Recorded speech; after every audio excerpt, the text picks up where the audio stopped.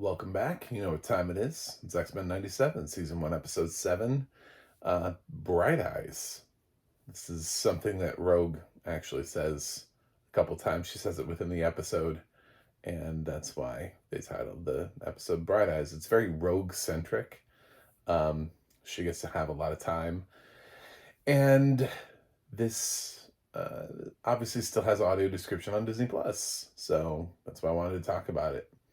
Um, I did get a little bit of perspective on just how well the audio description is doing, and it is debatable. Now that I know everything that's missing in every episode, I'm like, oh shit. Um, and it's I get that we only have just so much time, but it did just totally deflate me when I was just trying to figure out, because we just sort of get a description of what he looks like. By the way, spoilers. But then again, it's a recap of a TV episode, so I think that's what people come here for. Uh, so here, spoilers. So I was trying to figure out who the guy was because he was just kind of described as a guy with a beard, and I was like, I don't know who this is. Like, guy with beard, I'm trying to. It's he's voiced by Theo James, which surprised me. But anyway, it's Bastion. Apparently Bastion was actually spotted in episode 5 in the background by people who could see. I know we can't get every single character in the background, and pointing things out might have revealed that Bastion was going to come later on. But apparently he's already appeared in the series, and a lot of people who can recognize the character ended up recognizing him, which led to the idea that he would pop up later. The show's been doing actually pretty well with cameos. I also looked up a lot of the cameos that were in this episode, which included a lot of people that weren't mentioned. We did get Strong Guy that was mentioned, but we did not get Multiple Man, who's also in this episode. We did not get Angel. We did not get Mimic, who's in this episode. We did not get the mutates that were from the island, the whole Soren thing. You know what I'm saying? Like all those weird mutates. Anyway, apparently they're all in here as a reference to the fact that they had no other place to go other than Genosha. The Blob is in here. One of the big references is at Gambit's funeral. His old clan shows up with Belladonna, and also his brother are there to mourn Gambit. So another thing that was sort of left on the floor, so to speak, of the show, of the audio description, just kind of cut out. Would have been nice to know that Gambit's family showed up for his funeral instead of just whatever. But yeah, so there are lots of references here to things. OZT, if you aren't catching it, is Operation Zero Tolerance, which actually makes a lot of sense to the whole Bastion thing, due to the setup. We've got, we've already been introduced to, we've been spending a lot of time talking about Master Mold and Gyrick, and,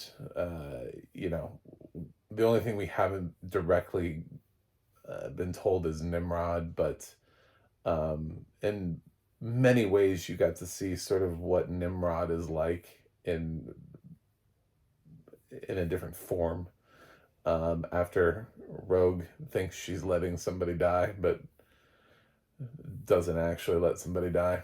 It's a very dark episode, actually. A lot of this is, Rogue is just off doing her own thing for most of it, grieving, and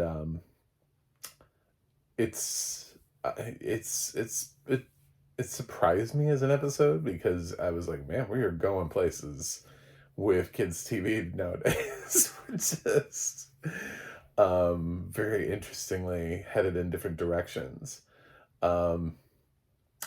I found out that it's confirmed that I guess the series producers confirmed that Madeline died at Genosha, so they can stop looking for her. Apparently, also Banshee died and Moira McTaggart. So rest in peace, OG characters. We hardly knew ye. Banshee, especially, I felt like, could have easily had more screen time. And I kind of wonder if that's just going to affect whether or not we get Siren, whether or not we see Siren or get Siren at all at any point in this series, whether or not his daughter ends up making an impact. Um, Captain America shows up, voiced by Josh Lucas, which interesting choice. And it's it's a nice tie-in. In the original series, we didn't necessarily get a lot of Avengers, but we did get a Spider-Man crossover. So there are other Marvel characters in this. I found out also again that during the attack on Genosha that the Watcher was available, which is really suggesting that this is sort of, there's a very what ify type of feeling to this episode. The guy that voices Thunderbolt Ross in this episode is the same guy that voices Thunderbolt Ross for What If. So yeah, I think the Avengers are all here. They mentioned that this is a facility that holds the Hulk, and of course Rogue couldn't be able to destroy. Oh shit, she destroyed it. It's so yeah, those kind of things that are out there, and Cap mentions, like when I get my team together, his team obviously being the Avengers. So it's possible we'll see Avengers before the end of the season, or that could be a tease for a future season. There's stuff that's working out here plot-wise in the comic books that would allude to a war that sort of the X-Men and the Avengers had. There's also stuff that would allude to when the X-Men moved to Genosha for a while. But I would think that they would need Magneto back, so they got to figure out where Magneto is at that point, because Magneto was always a huge factor in protecting and forming Genosha and trying to protect mutant kind and that kind of stuff. So there is still a reference to Xavier being out there, and he could always come back at any time, I suppose. So that's possible. They'll work his way back into the series. We're still waiting on the Storm/Forge storyline to wrap up and see where that goes. But yeah, this is a pretty solid episode. The part that I probably liked the most was just sort of the realness that Roberto/Sunspot and Jubilee had when they were talking about how Roberto still hasn't told his parents that he's a mutant, and he's like, and he says, look at what happens when we throw it in their face. And yeah, that's something that a lot of marginalized groups have felt before, in the excuse of whole of why not to come out and say it. And that his whole storyline just hits me personally in ways. But we do get to see him go home, and then his mom's like, okay, I accept you, but we can't tell anybody because we're worried about the business, which is shitty.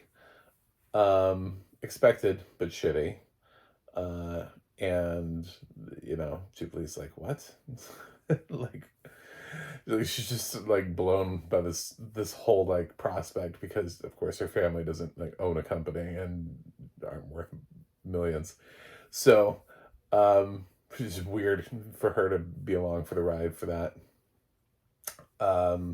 Beast is still flirting with his potential reporter girlfriend, and they did date in the comics, so who knows? Maybe that'll happen, maybe it won't. It should still she's still hanging out around interviewing people. Cyclops talks to President Kelly and President Kelly wants to distance himself from, uh, you know, mutants. At this time, I guess everybody wants to distance themselves from mutants.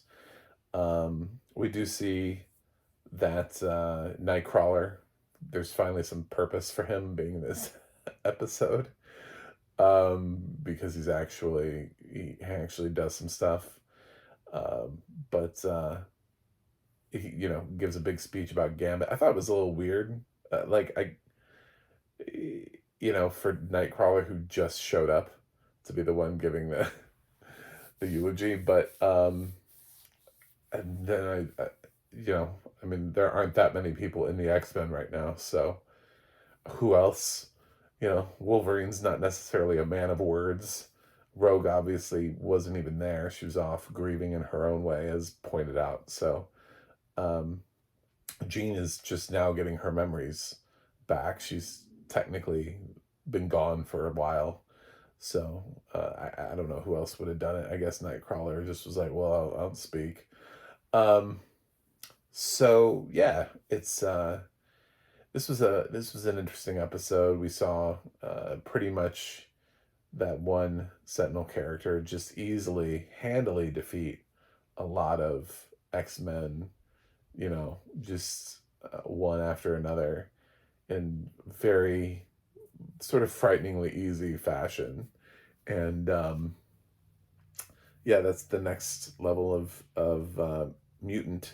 Some of the things that I missed that I think would have been nice to have in the narration was the fact that at Genosha there's one of those sort of like walls of missing photos that you have sort of after a tragedy, after an event, when people are like looking for their lost loved ones. There's a lot of pictures up of missing mutants.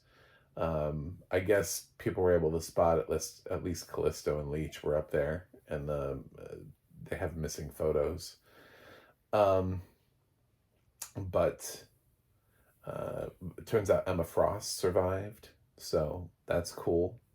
She also has a storyline where she becomes part of the X-Men, so who knows? But she becomes part of the X-Men in a timeline where Jean is not there. So I don't know. I mean, we just got Jean back, although this show has been doing pretty solid of killing off X-Men. It just would feel really weird with bringing Cable in that they would do that with Jean. Anyway, Cable's probably going to be a little bit more present in the next episode. We'll get a little bit more Cable. And we'll find out what Bastion's going to sit down and talk to Magneto about at some point. Although it's also possible that the next episode we jump back to Professor X, or we jump over to Storm. It's we bounce around a lot in this show. I'm a little less enthused about the audio description now that I know what I've been missing, just because I was trying to figure out who the man with the beard was. Because as a fan of the X-Men comics, I do think that I would have recognized a lot of those heroes. I do have a problem, I have to say, with Morph. Because his power set is not what it is. They're giving him Mimic's power set, and mixing it with the ability to shapeshift. Mimic had the ability. It's interesting that they have Mimic in this episode, because Mimic's ability was to mimic the ability of any nearby mutant. So he actually could take some of these powers and double them. So, like, you could have two Cyclopses essentially standing there, both blasting lasers. Morph is actually taking people's powers, which was something like Mystique couldn't do.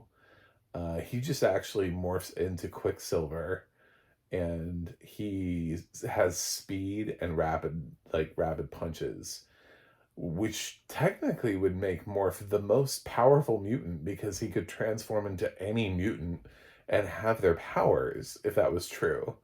Like, when you think about it, he could literally be anybody and then also have their powers. So it's a little bit of a stretch of the imagination, because we either just made Morph the most powerful mutant in existence because he is every mutant, or we really need to draw a line at what his abilities are, because the shapeshifters don't have the ability to copy powers. Um, Even when Mystique uh, does Wolverine's claws, they're not real claws. Like, you find out real quickly that she can't cut anything, and it ends up sort of hurting her because her claws are not real claws. Anyway, um, yeah, it's I was a little surprised by that, by the Quicksilver. They've hinted at it a couple times when Morph has shifted before, and I'm like, man, they're really playing around with Morph's powers. And I'm just sort of like, I don't know that I like this, because he, like, then Morph is just not using his imagination, because at this point he could literally change into anybody and defeat whoever he needs to. He just has to think of which mutant is more powerful. He could be the Phoenix. I mean, there's really nothing stopping him from being Phoenix at this point. Just morphing into, I just pick somebody, dude. You could be a Sentinel. I don't know. It's just, it's whatever. This, if he can absorb Quicksilver's powers, and use them, then why couldn't he do anything else with it? Anyway, it's an interesting episode. It's dark, and it also kind of made me realize we're not actually getting all this stuff in the audio description. It depends on how big of an X-Men fan you are and how much that bothers you. Because in some fashion, yeah, it's covering the main story, but in other fashion, a lot part of this is Easter eggs. There are a lot of Easter eggs. I went down the rabbit hole here to try to figure out who Bastion was in this episode. And because, like I said, the description was very vague. And even though I didn't want to make any assumptions about OZT or anything like that, you know what I'm saying? I didn't want to make any assumptions about Operation Zero Tolerance and that being Bastion. Because it could have been anybody else. We haven't actually said the name Nimrod yet, so it could have been Nimrod. It's just, there are a lot of other possibilities of who this could be, and I was just trying to nail it down. And in doing so, I just, like, the whole thing. I just went down and the rabbit hole of, wow, okay, so people are picking up on a lot of things. Rogue does an attack that matches the attack that she does in the Marvel versus Capcom game or whatever. It's just like, that's really specific. I don't know that I would have noticed that, but that's the kind of shit that people are noticing. Like, it's like really brief Easter eggs. Um, so, yeah. But some of this stuff I do think would have been nice. Like, we're not actually getting all the mutant cameos. We're getting some of the mutant cameos, like Strong Guy was mentioned. And then, like I said, it would have been nice to know that Gambit's brother was at his funeral. It would have been cool. I also think that the wall of missing mutant photos, just the imagery of that, because it happens so much after tragedies in real life that we see stuff like that, that it would have made sense. Would have resonated. Those are just some of the things that maybe I would have tried to rope in as being things to include. Anyway, I like the show. I really liked this episode the most because it was just really dark. Very Rogue centric. The cameos were cool. Feel like we flipped on a light switch and we're heading in a different direction. Wasn't a huge fan of a lot of the writing in the last episode with Professor X and Lalandra. Just some of that stuff was just silly. So I'm glad we're back into this storyline, and this is one of the stronger episodes. I haven't really liked the last couple episodes. I'm really upset that we lost Gambit, but there's nothing I can do about that. Obviously, we lost Gambit, unless Morph just wants to full on turn into Gambit 100% of the time, which apparently he could do since he can replicate power sets now. He can just become Gambit. Just a little thought, just say it, throwing that out there. There's nothing stopping him. Um, but yeah, it is, yeah, it's a good episode, and I like the Bright Eyes reference because it's something that Rogue has said before. It's sort of like her quote, and this was a very Rogue centric episode. Um, so yeah, I'm gonna give X-Men '97 season 1 episode 7 an A minus. I'm gonna go with that. Um, I think it was pretty solid. I question if you're like, why is it a minus and not an A? The one thing that I questioned the most was that everybody was shocked that Emma Frost could turn into diamond form. I was like, have we really not covered that? Like, they made a big deal about it, by the way, which they didn't need to. Um, Regardless of whether or not it's been covered in the animated series, they're kind of doing some stuff with Morph that wasn't really covered in the original series either. Like his ability to replicate power sets like that is just not really what he does. But at the same time, uh, you know, like the idea that somebody could develop a new power under extreme duress. I don't know. Maybe that's what they were trying to do. That was just one of the. There were a couple things that they threw in there that I was just like, I don't know. I don't know about that, but whatever. You know, I would love for uh, Roberto to just. I think when the mom suggested that they're going to have to be careful about how he's presented. I think that's what's going to finally turn him. I'm hoping that's finally what turns him into Sunspot so we can stop saying Roberto all the damn time. And maybe he'll come up with a mask for himself so that way he can be a mutant and fight with the X-Men. And then on the side, he's Roberto. Um, but who knows? We'll see. But let me know what you think about X-Men '97. You still liking the show? Do you think it's cool? Do you think it's doing everything it needs to do as an X-Men revival? Or is it patchy? Is it whatever? Um, well, it'll be interesting to see what season 2 looks like since the showrunner for season 1 was let go after being on OnlyFans. But we'll see. So, could be wildly different. I don't know. Um, yeah, so who knows what the next episode's about. Anyway, thanks for watching, thanks for subscribing, and I will see you guys on the other side.